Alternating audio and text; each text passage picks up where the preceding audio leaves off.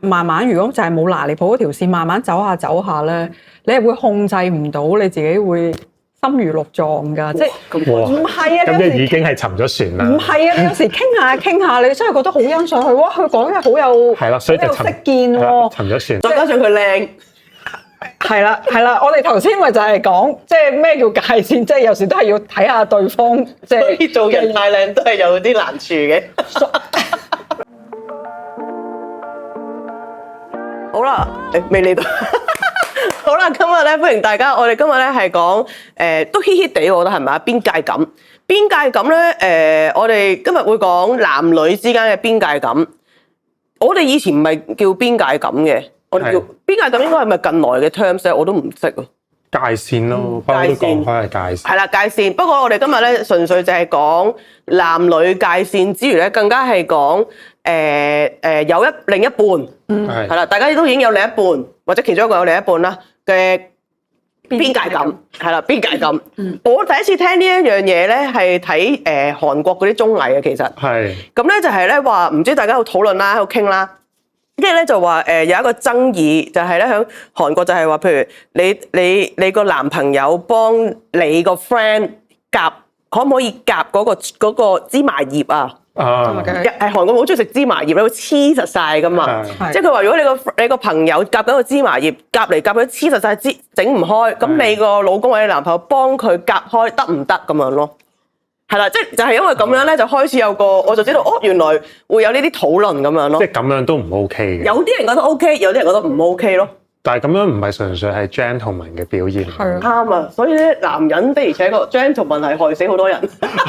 即係太 gentleman。夾咯，夾一夾塊葉啫，我覺得唔會有啲，即係好難會再有後續嘅事，即係冇理由哇！你夾葉夾得好錯，即係有暗示嘅，即係夾塊葉。唔知啊，我唔知有冇暗示，我唔知啊。呢個係韓國宵夜，但係如果即係韓國文化。但係如果係夾餸咧，夾餸，我覺得呢一啲冇乜情感交流。睇你係咪個個人都係咁咯？唔係咯，就係夾俾隔離嗰個純粹。唔係隔離嗰個，唔係淨係夾俾隔離嗰個，咁因為近啊嘛，好似不過好多 depends 嘅喎，即係你又要講佢哋嘅關係啦，即係係咪熟到會咁樣啦，同埋佢係咪對個個都係咁啦？定係可能某幾個人會係咁樣啦？係啊。gentleman 有陣時男人太 gentleman 係咪就係變咗嗰啲叫做海王啊？中央暖氣啊，叫冷氣定暖氣啊？冷氣。所以咁樣都唔 OK 嘅夾餸。海王咯，即係周圍釣魚咯。哦，第一次聽。係，我都係咁樣聽法，好 out 啊！唔知係咪咁啊？總之近排上 flat 學嘅。係啊，有啲邊界感咯。阿天有冇邊界感啊？你自己作為有婦之夫。你都話有喎，梗有啦！我琴日咧都係特登問我老公，我話我今日咧要錄邊界感啊！我問佢你有冇啊？梗係有啦，你都話有。好難話自己冇喎。所以咧，我特登咧係揾咗啲小測試，大家要聽下啦。例如嗱，而家呢個容易啲嘅，譬如異性可唔可以坐副駕，即係隔離嗰個位？我咧其實咧而家咧。即係譬如同嗰個人唔熟咧，我試過有一次咧，去咗某個教會講道咁樣啦，好偏僻嘅。咁其實你要離開係完全唔知點走咁樣啦。咁跟住之後咧，突然間有一個我第一次去嗰個教會，所以所有人都唔識嘅。跟住然之後有一個好好嘅弟兄，佢就見到我彷徨啦，跟住佢就話不如我車你落去地鐵站。咁我梗係好啦，大佬，如果我都唔知點去。咁然之後咧，當佢嘅車再加上落雨，佢嘅車嚟到嘅時候咧，咁我第一下咧我就諗。因為有啲人係介意坐隔離嘅，因為嗰個係通常係佢太太、女朋友。有啲人正常你坐人車都係坐後邊㗎啦。唔係，係啦，有啲人係介意坐後邊嘅。唔係，我覺得係禮貌嚟嘅，即係我教我個仔，你上啲叔叔 auntie 車，你要坐人哋隔離個位，你唔好搞到人哋好似個司機的士司機咁㗎嘛。所以係咁樣嘅。係啊。所以咧，我咧而家咧係會，因為嗰個係弟兄嚟㗎嘛，咁我就問佢。我話我坐邊個位你會方便啲咁樣咯，跟住佢就叫我坐副駕咯，係啊，因為有啲人係唔 OK 你坐副駕。因為坐後邊就搞到佢好似司機咁。但係有啲人咧，你坐特登自己坐後邊咧，有啲人都唔 OK 喎，就覺得你當我司機咯。但係你坐人哋副駕，可能係人哋另一半㗎，即係譬如我有時都會，即係我比較介意係。即係嗰個人教過我張凳，可能佢係我就會問，譬如佢教到突然間好好似即逼咁樣係個位斷，跟住我話邊個坐過？邊個坐過？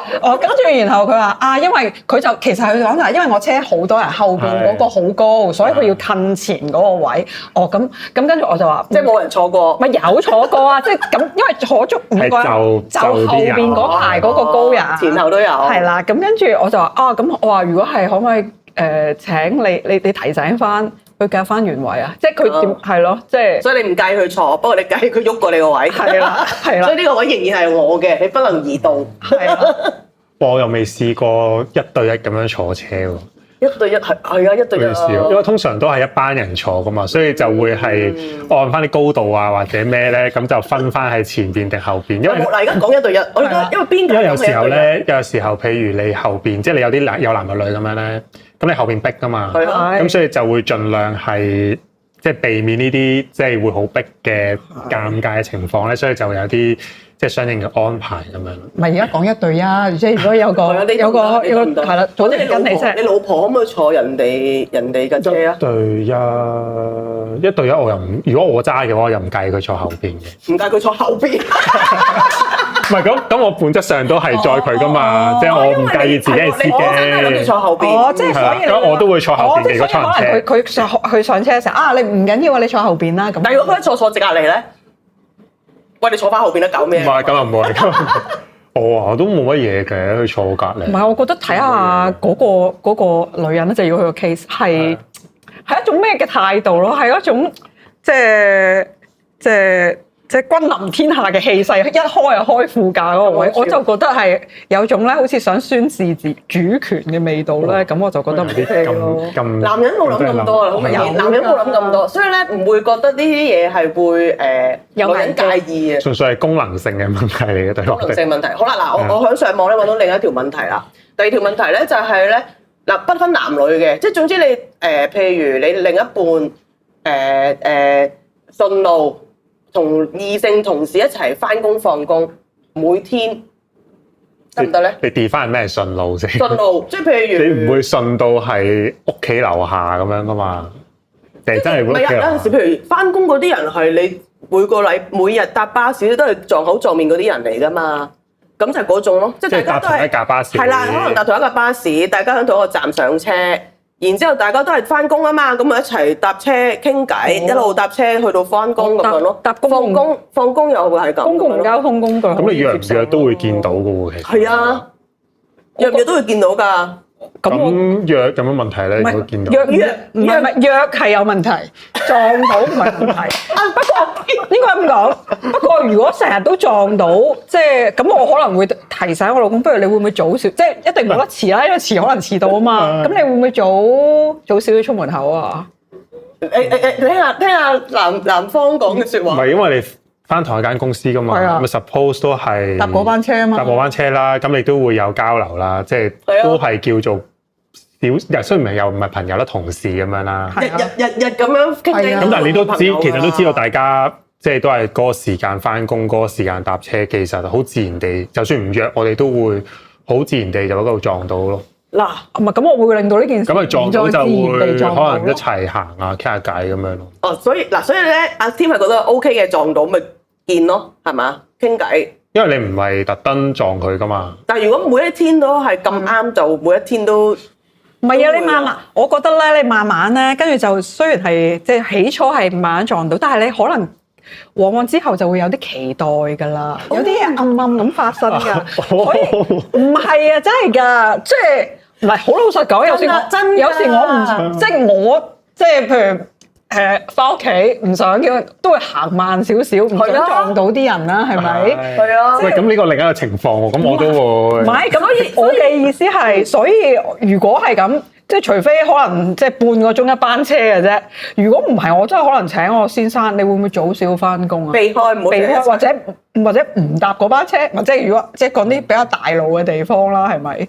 唔唔係幾好咯。有時有啲嘢就係每日傾下就會咩㗎啦。啱啊，係啊。即係我啲組員，我想話，譬如我啲新組員入組，即係大家住同一區，佢哋都會慢慢會熟啲啦。因為即係你係咯，你以前放學一班人一齊放學住嗰區，嗰班同學都會熟啲啦，係咪？因為喺個車程其實可以傾到好多嘢，可以好多嘢發生。同埋咧，如果你所以同事熟係唔 OK 嘅。唔係，所以咧其實前提係，如果咧你根本就唔想同嗰個同事即係譬如有啲人翻工係唔想撞到同事噶嘛，你就已經係特登當睇唔到或者打個招呼就自己各有各錯。係咯。但係而家個情況唔係咁啊嘛，呢個情況就係你同佢係唔介意見到佢，兼且你唔介意同佢一齊傾偈，同埋唔介意同佢一齊翻工啊嘛。你明唔明嗰個唔介意？你一早開始已經想同佢交流咯喎，喺你翻工之前，阿天覺得自己中伏啊，仲話自己有邊中伏喎！咦？你唔好叫你老婆睇呢隻。喂，唔係，真係認真諗下，其實有乜問題咧？其實冇問題㗎。即係其實咧，如果唔係即係我嘅意思，唔係特登要撞佢，即係而係你都係 keep 住你嗰個時間翻工。咁可能你做一班遲一班，其實有時你都撞唔到㗎。咁你撞唔到咪撞唔到咯？咁撞到咪見到咪打招呼，或者你有時候都未必會日日傾偈㗎。即係你都會有時候唔想講嘢㗎嘛。但係都繼續坐隔離。咁又唔會。如果係你老婆啦，唉，調翻轉啦，如果係你老婆，係你老婆，唔係你。得唔得啊？每天都係同一個男同事，唔係每日就有啲奇怪。唔係啦，佢自己頭先又話冇問題，一對佢老婆每日就有啲問題。唔係，即係我頭先意思係即係你。我哋咁樣 cut 咗佢再拍過。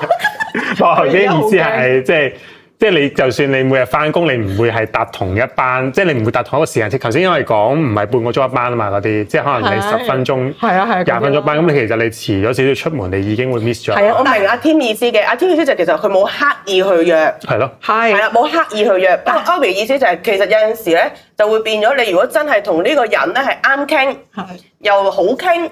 咁你就變咗唔刻意約咧，都變咗係不見不散。所以係有啲前提嘅，就係佢哋好啱傾㗎。係啦，咁邊界咁永遠都係咁㗎啦，即係你係想同嗰個人咁樣，係你想同嗰個人熟落去啊。咁所以其實唔係搭車傾唔傾偈問題喎，而係你嗰個啱傾係究竟可以傾到啲乜嘢 topic，就喺條界線。同埋都係 frequency 嘅問題嚟嘅喎，我都覺得。即係譬如咁講啊。嗱，我唔當係搭車啊，當譬如有個 friend 或者係你當同事又好，朋友好乜都好啦，真係感情出問題又好，或者屋企有咩事都好，佢日日同你 message 嘅時候，其實我都覺得唔係咁好嘅喎，異性係咪啊？即係呢個其實係你好朋友，係好深度交流係可以嘅，咁但係佢每天好似淨係得同你講佢自己嘅難處心事，咪所以就係呢啲 topic 就係唔應該講咯。即係唔應該講，唔係即係講難處嗰啲唔，即係你唔，即係你要分有啲 topic 係唔應該同某啲人講，或者異性啦，係啦，即係譬如你嗰啲感情問題啊，你啲係唔應該同異性講咯。所以其實唔係，我覺得唔係 frequency 嘅問題，即係你可以見，即係你可以日日見嗰條友，但係你唔會講嗰啲 topic 㗎嘛 ？frequency 都係一個問題。frequency 你日日同嗰條友講早晨都係好古怪啦，係咪啊？好正。我收翻 frequency 係安娜嗰啲得㗎嘅。唔係，即係我嘅意思係文字上，你每次一擘大眼就同佢講早晨咁樣，我心諗你估真係保安新年想鬥佢封利是咩？我收翻 frequency 係問題。好驚。唔係，但係阿添冇得中伏。今日得一個木立者，有啲被孤立。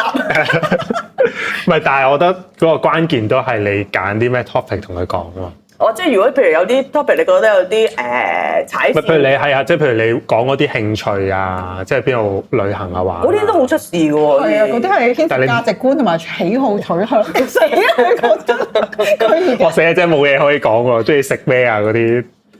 不過唔係嘅，我覺得可能有陣時咧係我哋女仔係咪對另一半嗰個要求？又都會係咁咧，即係譬如嗱，你問翻我轉頭啦。如果我真係我自己係好多男仔朋友嘅，即係我有啲 friend 係真係好 friend 嘅，同啲男仔。即係你問我可能如果我真係有唔開心，可能我都會同佢哋講嘅咁樣咯。咁但係而家去到呢個位係我冇必要日日揾佢講啫嘛，因為我有我老公啊嘛，做咩要日日同佢講啫？就係咁解。咁但係有啲位就係你不知不覺，可能你覺得可能同自己伴侶講係冇用。或者唔啱，或者佢幫唔到你啦之類啦，係啦，唔啱嘴型啦，咁你就變咗係同另外一個異性講啦，咁喺呢個位就可能就會出事咯。係啦，即係呢個位會出事，咁所以就係、但係連呢個位都應該要避免咯，即係你可能同你自己嘅伴侶傾唔埋啦，其實都要有呢個界線，就係冇理由揾其他嘅異性講咯。唔係咁呢個肯定嘅。係啦，即係除非嗰個牧者咯，牧者會唔會都有危機咧？牧者都要小心。係啊，牧者都有危機嘅。所以我啲 topic 都唔會同啲組員傾。咁啊，梗係啦。唔係真係嘅，係啊。咁梗係啊，我唔會個都，佢同我傾 OK 啦。唔係佢 OK 啦。佢講咁咪聽咯，係啦，但係我唔會問咯，係啦。哦，係啊，咁啊係。嗱，牧者可能係咪多啲唔係掣肘，多啲界線要諗下咧。我諗要格外小心啲。係啦，要小心啲咯。格外小心。我覺得男老師都係咯。係。我有陣時覺得啲都好難咯。即係譬如咧，我有陣時突然間岔開咗。我識得有個 friend 做老師咧，你知即係做中學老師，你知而家啲靚妹其實可能好後生嗰啲老師啱啱出嚟做，其實同佢哋差唔多年紀嘅啫嘛。但係唔差得遠咯。唔差得遠，有陣時喺呢啲位咧都幾模糊嘅，我覺得嗰個界線。如果嗱個學生係單身啦，所謂咁個老師可能亦都係未結婚啦，咁樣即係喺呢啲位裏邊就好困難。我哋以前我嗰個年代，我自己都覺得應該盡量避免嘅呢啲位，即係我哋有唔同身份。嗱，我哋講翻呢度，我仲有㗎，我仲有另外一個㗎。繼續。佢好驚。另一半同異性一大班人去旅行，O 唔 OK 咧？嗱，我哋牧者嗰啲唔算啦，嗱，我哋牧者退休嗰啲，首先唔係女，係咯，我哋係工作，我哋係刻苦㗎，一啲都冇一啲愉快。台灣嗰單嘢都係工作嚟㗎，佢哋都係拍咩㗎嘛？即係王子嗰個嘛，去美國嘛，去美國嘛，佢哋係拍嘢嚟㗎，我以為佢哋係玩㗎喎。佢哋都係玩，不過佢哋係有預工作嘅，都有拍下嘢，即係拆下樓。咁咪就好似我哋咁咯。我哋冇拍嘢啫，唔係，我哋都係工作，我哋工作，我哋開會係。我想嘔啊！嗱，我諗如果你話我哋喺牧者裏邊有呢啲咁嘅情況發生，係咪好想嘔啊？其實好難咯，我自己覺得唔知即係嗱，我自己都有諗過，譬如我可唔可以 OK 我老公同譬如咁講啊，同兩男一女，或者唔係應該點講咧？應該加埋佢兩pair 咁樣咯。OK，咁得唔得咧？咁樣咯，我覺得都唔好咯。咪睇下係兩 pair 嘅意思係咩先？即係大家啱啱好兩個男兩個女咯。哦，即係呢個 pair。係啊，兩 pair 咯。咁係啊。咁我老公都未試過。我都未。佢最多都係三男一女咯。係咪？仲危險啊！係咯。唔係，但係女嘅就同帶佢阿哥去，跟住另外就係佢嘅男同事咁樣一齊去英國咯。佢上個月。哦，唔知啊。就一定係冇嘢嘅。得唔得啊？一齊去旅行。玩開嘅，你咁啱 join 唔到，你要喺屋企湊貓，幾多前設啊？得唔得咧？我唔得，我會直接講我唔得。我覺得去旅行都係一個幾，我要睇下嗰啲組合係啲咩咯。譬如你即係如果講翻即係牧養場景咁樣啦，你同小組去旅行，你都唔會帶你老公去㗎。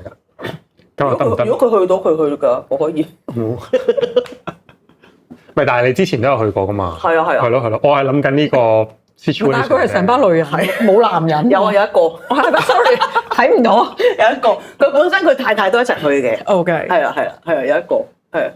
咁所以有唔同咯。佢嗰個唔同咯。係啊，唔知即係我覺得去旅行其實都幾特別係分配房間，我都覺得呢個幾重點嘅。係啊。咁外人睇一定係覺得佢同個女仔一間房㗎，即係台灣嗰單嘢。你講緊呢啲。咁但係發生咗啲咩就冇人知啦。就唔知啦，我都唔知。係。我就覺得嗰個邊界感係完全零咯。即係我講緊王子台灣嗰單。唔係咁，因為佢仲有好多互動㗎嘛，即係仲有啲公開互動啊，即係拍嘢嘅時候你都見到佢哋係即係企得好埋啊嗰啲啊嘛。係咯。係。咁所以有好多嘢加埋嘅，又唔係淨係去旅行㗎嘛。我覺得呢啲嘢其實係響細眉細眼就會見到一個人有冇邊界感咯，即係好似頭先阿童工幫我整個咪，係好有邊界感，係咪好明顯㗎嘛？嗰個邊界感，即係你個頭擺邊度，你都知道嗰個人有幾有距離，幾有邊界感啦。即係呢個係正常嘅距離咯，social distance 我覺得係，但係有啲人唔係噶嘛，唔識噶嘛，又或者真係我哋以前講咧係叫做有少少玩曖昧啊嘛。你有啲人咧好中意成日都即係都會搭下你膊頭嘅，即係不必要嘅，即係做乜要掂我啫？你講異性啊？有時㗎，係啊，我唔身體接觸都係一個大忌嚟嘅，即係就算係拍膊頭我都覺得唔 OK 咯，即係你咁樣。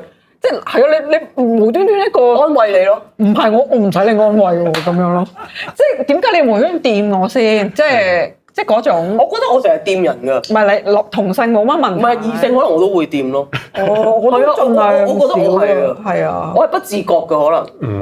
係啊，所以我去諗呢個時候咧，我覺得我都好似成日掂到人嘅咁樣咯。我會突然間拍下人啊，或者想打人一下咁樣咯。你應該係後者佢都。我又會係啲咯，但係有啲人係好介意嘅，係即係有啲人係另一半會好介點講啊？有啲人係介意自己另一半俾異性俾人掂，係都係㗎。咁我就會覺得你無端端掂佢啊？我唔知我介唔介意咧，我諗唔到喎。其實自己都，你介唔介意啊？添，即係如果你話我老婆咁樣，係啊，唔係太 OK 嘅都，係啊，咁我都要謹慎先得。唔係因為係咯，即係我都同意 Albee 講，就係其實唔需要掂噶嘛，即係你就算要表達關心啊或者咩，你係可以唔掂噶嘛。咁即係除非你係嗰啲識，即係由細識到大識咗好耐，但係都其實都唔係幾可免則免係啦，咯。唔係同性都係同性可以咯，異性就係咯唔好啦。你掂人，你冇諗法啫。被掂嗰個可能好多遐想噶嘛，都係嘅，都係。所以我睇下點掂咯，同埋我覺得點掂都係一種，同埋點解會掂咯。係啊。咁如果係猛烈咁就叫打啦，就唔係叫掂啦。我覺得就係咯，即係冇乜嘢都唔係咁。你有時候可能玩得好激動咁樣，一嘢拍佢咁樣。咁可能有啲情況有啲唔同嘅，可能我係呢啲，我主要都係激動嗰個人，個人都係激動。其實我自己都自問我幾有邊界感嘅，係特別對異性，其實對同性我都係嘅。係咩？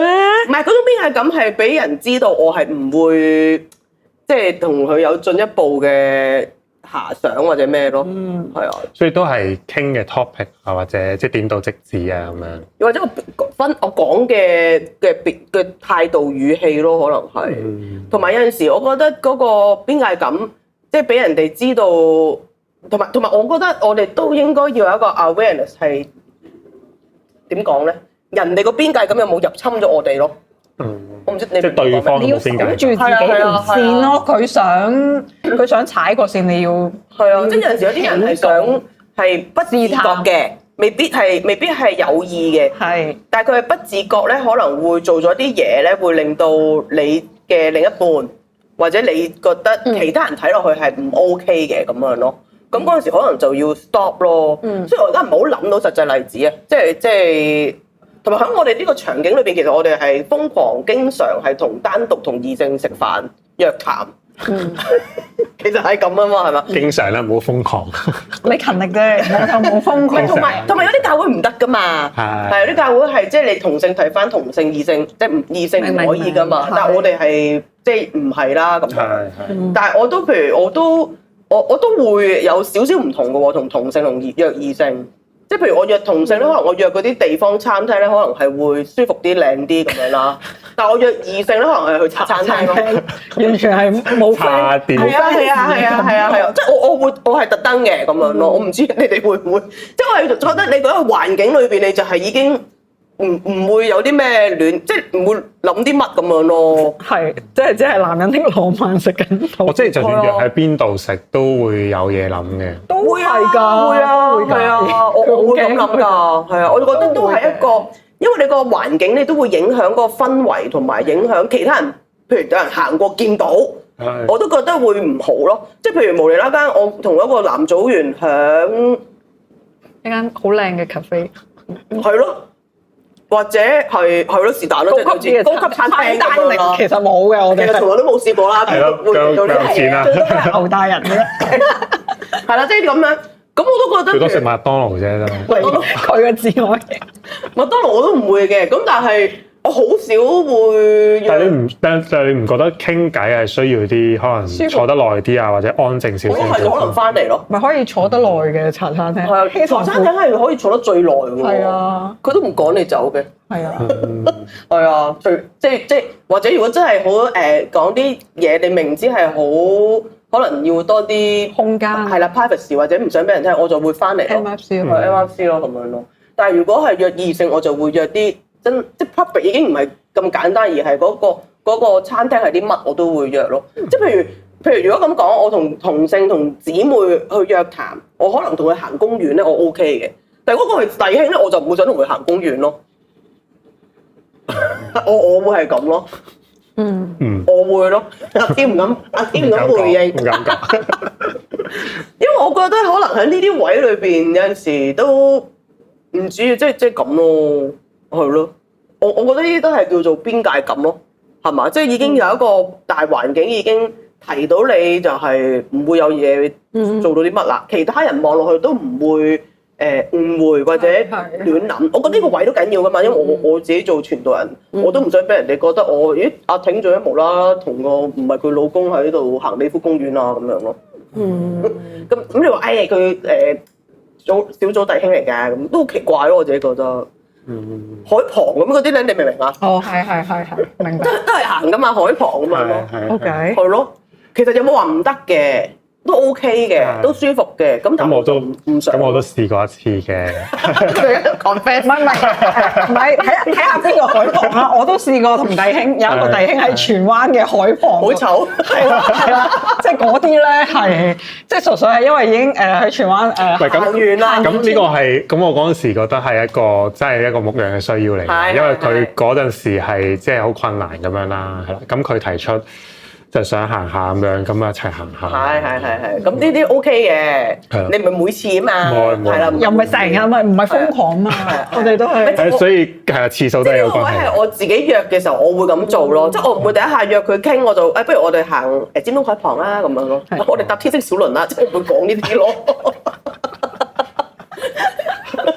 唔係，其實好奇怪咯。如果做呢啲，可能個弟兄，可能個弟兄會覺得你傾奇冇嘢嘅，即係又唔係真係冇嘢嘅喎。但係你話搭叮叮咁樣啦，你 OK 喎，因為搭叮叮傾偈又係啊，我自己會好 OK 咯。係啊，但係如果同弟兄好似真係又冇乜嘢嘅。你同弟兄啊嘛，係嘛？係啊。但係我同個弟兄話啊，我哋今日不如響即係講到咧由搭叮叮傾偈啊咁，我就會覺得嚇唔使啦。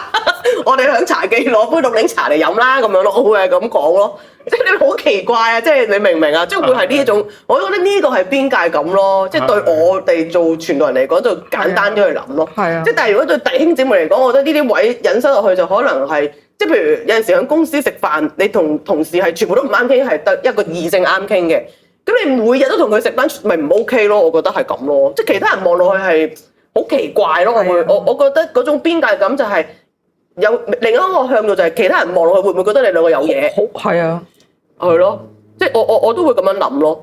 可能好老土會唔會咧？定唔係咯？應該都唔好老土啊，我覺得。唔老土啊。係啊，盡量避，即係令到避嫌啦。係啊，避嫌咯，係啊，避嫌。你都要做啲嘢係令到自己俾人哋知道，就係我係清白白嘅。清白係啊，乾乾淨淨咯，我覺得即係係啊，真係㗎。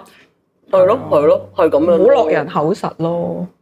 唔知，即係我覺得姊妹，即係我哋做女傳道嘅，就好自然都會避嘅。即係男傳道嘅就更加要避，因為有陣時係都係小心嘅。我哋呢位不過即係唔好淨係講我哋牧者啦，即係其實弟兄姊妹都更加需要去小心呢啲邊界線嘅問題嚟嘅。特別係如果有另一半，我覺得係因為有陣時咧嗰個情況係咧，即係點樣拿捏啊？我覺得係點樣拿捏係一個藝術，係咪咧？唔係，或者係你開初想拿捏，但係我覺得有時你慢慢，如果就係冇拿捏好嗰條線，慢慢走下咧，你係會控制唔到你自己會心如鹿撞㗎，即係唔係啊？咁即係已經係沉咗船啦。唔係啊！你有時傾下，你真係覺得好欣賞佢，哇！佢講嘢好有係啦，所以就識見喎，沉咗船啦。即係咯，即係講無聊嘢就你都可以覺得佢好有心。沉船往往唔係一下就沉㗎嘛。你係一下去到某個位就沉咗。你覺得佢好關心你，你覺得佢講嘢好有 insight，呢啲都係會令人沉船嘅嘢嚟㗎喎。係啊，當然再加上佢靚。係啦，我哋頭先咪就係講，即係咩叫界線，即係有時都係要睇下對方，即係做人太靚都係有啲難處嘅。八成都係樣嘅問題。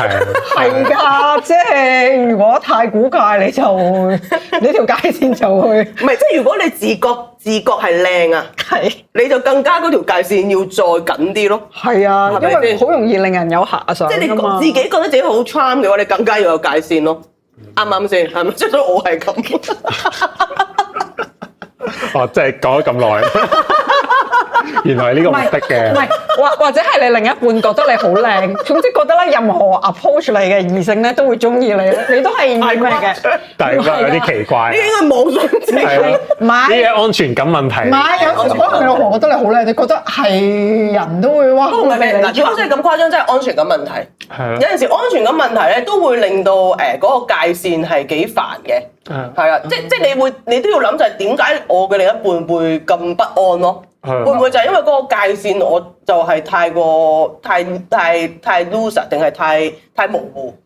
係咪啊？即係有陣時都會係咁嘅。唔係㗎，有時係真係佢情人眼裏出西施，佢明明其實全世界覺得佢老公唔靚，但係佢真係覺得佢真係覺得佢好慘，好似係女人見到佢老公都會中意佢嗰啲，真係有。所以呢個安全感問題啦，呢個係安全感問題。應該唔係情人眼裏出西施。唔係，於是佢咪定到條界線，就係完全唔俾佢同任何異性接觸咯。有啲太我突然間諗到有啲 case 啊，我都諗到。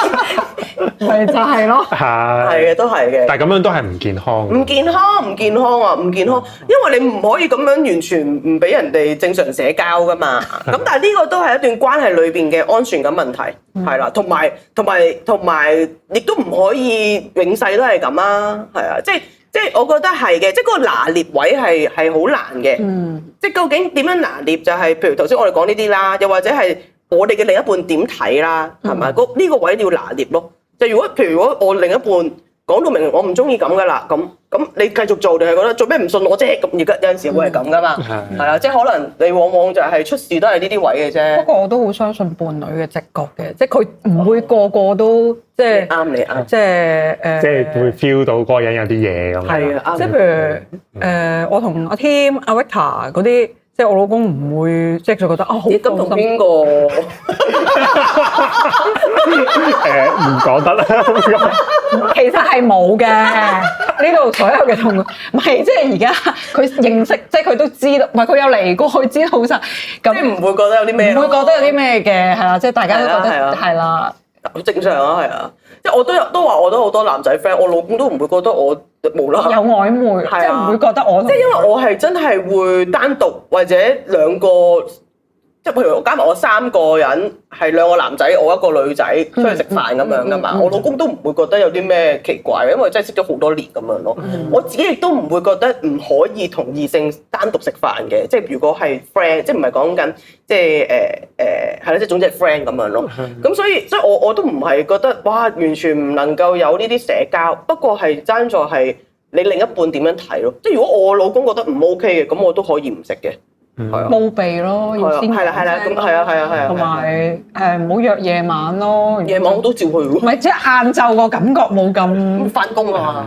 咪大家咪即係約喺個 lunch time 咯，咁一定係限時，唔會無限，你明唔明啊？你約夜晚可以食到，起碼可以食到唔會食2個鐘飯就再食糖水啊！係啊，你晏晝食完好明顯就係嗰啲已經冇啦，唔會有呢一樣嘢，即係食完飯喂好眼瞓啊，咪翻屋企嗰啲嚟㗎。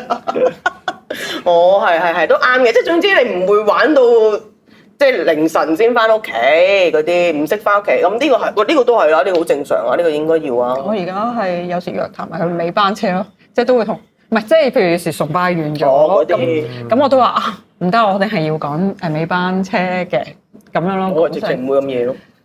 我都會你倦咯，已經係作為弟兄今日唔敢講多嘢啦，阿天已經 feel 到佢咧都係少説為妙咯。係好危險。係咪發覺原來咁多嘢都唔 OK 嘅咁樣咧？係咯，我諗過，都係好嘅。等你知道原來嗰條線係即係咁高。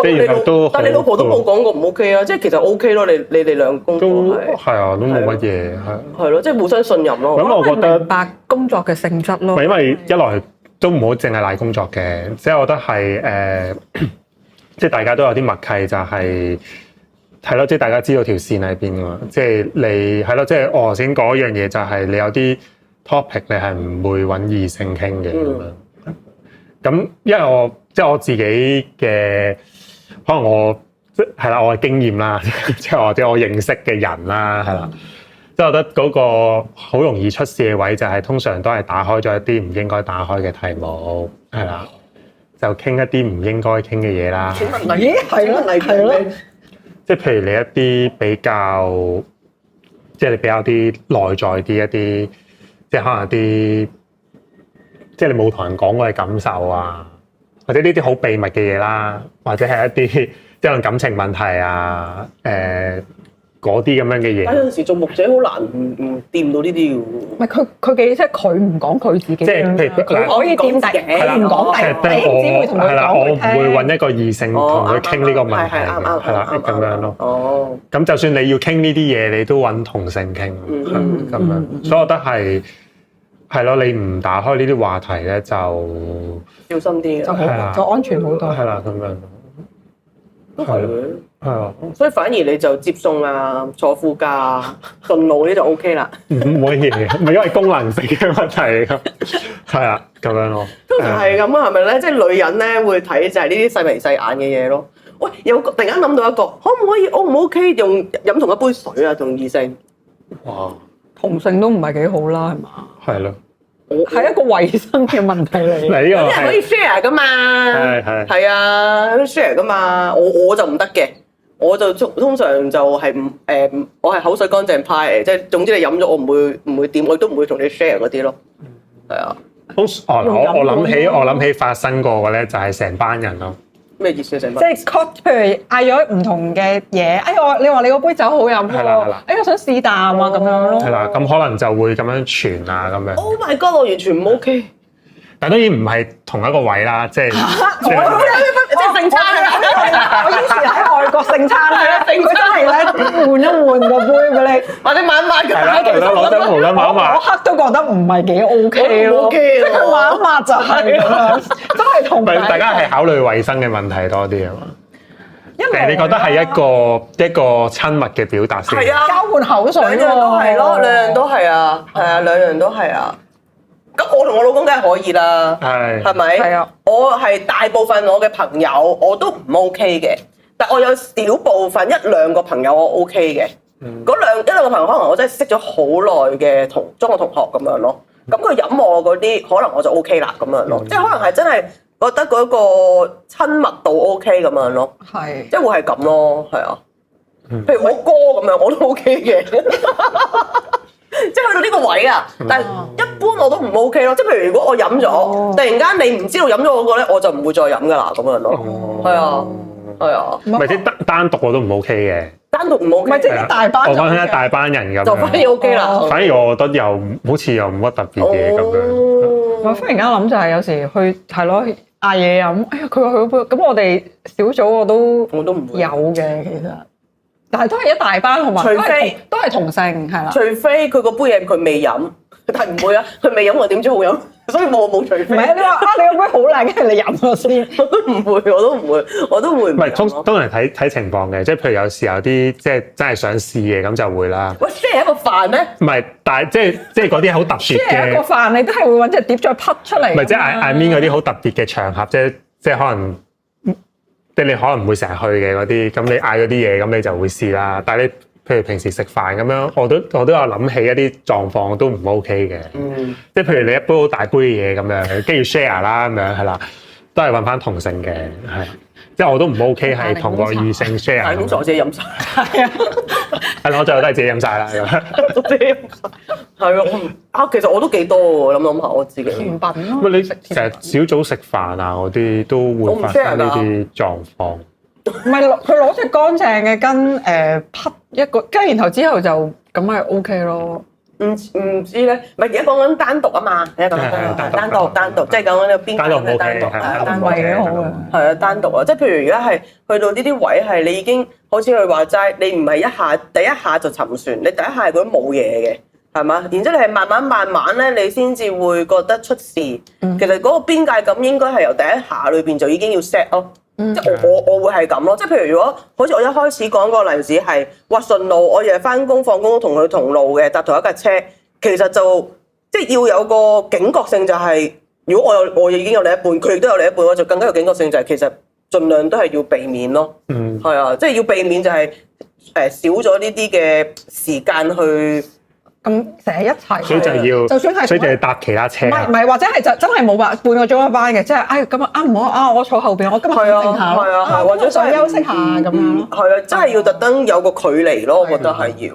如果唔係，最終咧就會慢慢變成咧就係我見唔到佢，我會心囉攣咧，咁啊真係出事。係啊，即係你會慢慢屋企。係啊，咁啊出事啦咁樣咯，即係日日都收到佢 message，點知今日冇，我就咁你就出事啦咁樣咯。即係嗰個邊界感其實係由第一下就已經要有咯，就要預防提醒小心，以免出意外。所以其實頭先講到係，譬如另一半冇信任或者冇安全感咧，其實唔知啦，即係我唔即係有某程度可能有機會就係會唔會本身就覺得喂冇嘢喎，我擺明冇嘢，做咩唔信我啫？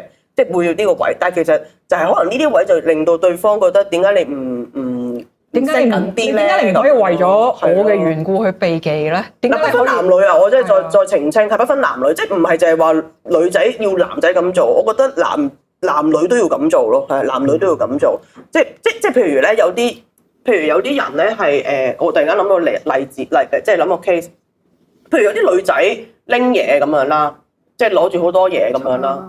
咁男仔幫手拎咧係應該嘅，咁但係唔係奉旨咯，即係你明唔明嗰個分別啊？即係譬如邊係咁都係㗎，即係我有袋嘢拎，我唔會即刻掉落去俾同一個男仔拎咁咯，即係嗰個邊界感係咁樣。我會分散晒，係啦，即係好似我每次都係要買咗一抽餸，跟住我啲組員就會有分散，係咯，幫你買咯，幫學歷係咯，即係呢啲我就覺得係即係好微細嘅嘢，就會俾人哋知道你有界線，同埋你嘅另一半都會知道你有界線而放心咁樣咯。報備都係啦，係嘛？即係你呢啲位你好光明。唔係你光係咯，你光明咯，你就自然會講俾佢。所以嗰個關鍵都係點樣令到對方覺得你有條界線喺度咯。係啊，我都覺得係。你嘅對方嘅意思係即係假設啦，即係譬如唔係我嘅另一半，係啊，唔係另一半，即係假設你係一個異性咁樣嘅人喺度。係啊，即係唔好俾佢覺得咁都重要嘅，都重要。點知人哋會唔會亂諗啊？有陣時係你咩？神女有心傷我冇，係咪？你係咪想講？哇，好文雅。我諗都鼓動幾勁。係啊，即係你，我覺得呢都要係咯，因為講真有陣時唔係刻意想出軌噶嘛，有啲人係不知不覺突然沉船，係你就瀨嘢啦咁樣咯。前提係，我覺得。如果你同另一半關係麻麻地咧，咁就真係好瀨嘢啦咁樣咯。咁你已經有呢一個心嘅話咧，咁其實你已經瀨緊嘢啦。係真係喎。正如就係話，即係出軌唔係即係外遇，唔係即係你發生咗咩事，而係慢慢個界線模糊。其實嗰刻就開始咯。然後你起晒槓就我同人傾下偈都唔得，你咁都唔信我。其實呢啲咪又係即係我覺得係心有鬼嘅其中一種嘅表現咯，係啊，所以就係即係最老土嗰句就係你有另一半就應該好好用啲時間心力同你另一半傾偈咯，講早晨啦，經營關係係經營關係。但係如果你同另一半本身可能各樣原因係麻麻地，然之後你突然間個心裏邊有一個人覺得同佢幾好傾，咁就真係要勒住自己啦，係啊，就真係要覺得唔好再係咁啦，咁樣咯。嗰個邊界，我唔知呢啲係咪叫邊界感？都係懸崖勒馬咯。其實你開始會諗佢，你其實已經已經出事有啲嘢走，已經走，即係慢慢條路越走越歪。你已經係想出事啦。係啊，就真係。如果你遇見呢啲情況，快啲揾你嘅牧者聯絡電話。係啊，真係喎，唔係因為你係已經有嗰個蠢蠢欲動嘅心啊嘛。係咪？你已經係想喺另一啲不應該嘅關係裏邊尋求滿足。係啊，咁就已經唔好咯。咁但係有陣時你會覺得，喂，我 gentleman 啫嘛。嗱，呢啲位就又要小心咯。gentleman 要嘅係要 gentleman 嘅，即係我覺得要 gentleman 嘅。係。咁但係就唔可以過界咯。我唔知我哋講啲嘢係咪大家都係咁好正常㗎咋呢啲嘢？係咯，講到最尾好似都係去翻一個好正常嘅結論。唔係㗎，呢個世界有啲即係正常人係對一個人好高嘅評價。有時呢個世代咧，啲人我哋覺得正常嘅，但係偏偏佢哋其實就係冇做，可能就係覺得真係需要提醒咯。但係會唔會即係如果加多樣嘢，會唔會係相信下啲集體嘅智慧咧？即係點啊？即係如果你成班朋友都覺得唔 OK 嘅，係啊，咁你就要係啦，可能你覺得好 OK 咁樣咧，都要去到即係調整下自己嘅行為，虛心啲咁去聆聽下點解一大班人都會有同樣一個有負面嘅觀感咯。覺得你同即係譬如某一位，咁呢啲係好朋友咯。最怕係嗰啲朋友幫你隱瞞咯，係啊，呢啲就唔好咯，係啊，呢啲係好朋友咯。即係你需要一啲咁樣嘅群體咯。如果唔係就真係。係咯，即係其實簡單嚟講，我哋信耶穌嘅又好，唔信耶穌嘅都好，做咩？點解講到呢個位嘅？等陣先。係啦，唔係即係信耶穌嘅，咁我哋梗係唔好做呢啲嘢啦，係咪？有人誤會。咁唔信耶穌。唔信耶穌嘅咪就係唔好背叛自己伴侶咯，係咪？我以為你話信耶穌就有個緊密嘅群體啦，或者係有有信仰啦，唔係都係嘅，咁就有上主嘅引導，唔擔保噶嘛呢啲嘢。係咯，係基督徒冇保證嘅，係啊，即係你最緊要都係自己，你自己夠唔夠清心啊？我唔識講，即係你要保守離心，勝過保守一切。係啊，啱啊，真係，所以我哋希望有伴侶嘅就長相廝守咯。單身嘅就享受單身咯。唔知，其實呢個結束好奇怪。係咯，好奇怪。你哋講翻啦，呢結束。唔係即係如果用翻今日嘅思路嚟到討論，就係即係有個人有另一半啦，係啦，然之後就同一個異性咁樣嘛。咁我哋就討論呢個即係邊界咁嘅問題。同性可能都係喎。係㗎。因為現今世。因為現今係啦。係啊，同性都係。可以好多元。係啊，咁啊。唔係，總之有一個人令到你有非分之想嘅，我哋都要小心咯。但係有非分之想已經沉咗船。唔係，所以我都有同我老公報備，我退休係同你一間房啊。唔使啊嘛，因為同工退休都冇理由同咁都好難想像啊！呢件事係啊，好難想像啊！呢件事我都有同你老公報備，喂，我今年同你老婆一間房。今年唔係啊，唔係即係上年同你老公報備，我同你老婆一間房喎，咁啊，笑死呢個唔使講都知啦，係嘛？我覺得可以分幾個 scenario 諗嘅。第一就係如果你係清心嘅人啦，係啦，咁我哋就講啲正面嘅嘢，就係點樣去同異性保持界線啊嘛。係啊，咁就要可能第一樣嘢就係要諗下即係你伴侶嘅感受啦。咁可能界線上就可以再 adjust 下啦，係啦。咁另一樣嘢咧就係點樣去令到對方唔會諗呢樣嘢嘛，唔會亂諗。係啦，咁你就要點樣去到表現你自己係有界線嘅人啦，係啦。咁可能就有啲位係啦，就係你 feel 到係啦，你 feel 到佢侵入緊你嘅時候咧，就要適時地就要表明立場啦，係啊，多提自己嘅伴侶。咁呢個係正面嘅，多提自己伴侶都重要。咁呢個係正面嘅講法啦，係。咁如果負面啲就係嗰個人本身都有意要想同你打破呢條界線，係啦，進入呢個關係嘅咁樣咧，係啦，咁點樣咧？咁點？就唯有就係唔再同佢聯絡，真係要直頭，真係連朋友都冇得做嘅，因為佢想入侵你嘅界線，你就要起一埲牆咯。真啊，要即刻除咗即刻斷晒嗰啲聯絡之外，都冇咯。如果佢真係擺明車馬係想咁做，係啊，應該唔難嘅，因為你 suppose 即係如果對方係想入侵或者覺得佢對我有意思，即係你 feel 佢對我有意思，而我對佢冇意思嘅話，梗係睬佢都傻啦，係咪應該係咁樣啦？兼且即刻話俾其他人聽，佢喂睇實佢啦，幫一幫佢唔該咁樣咯，應該係咁樣咯。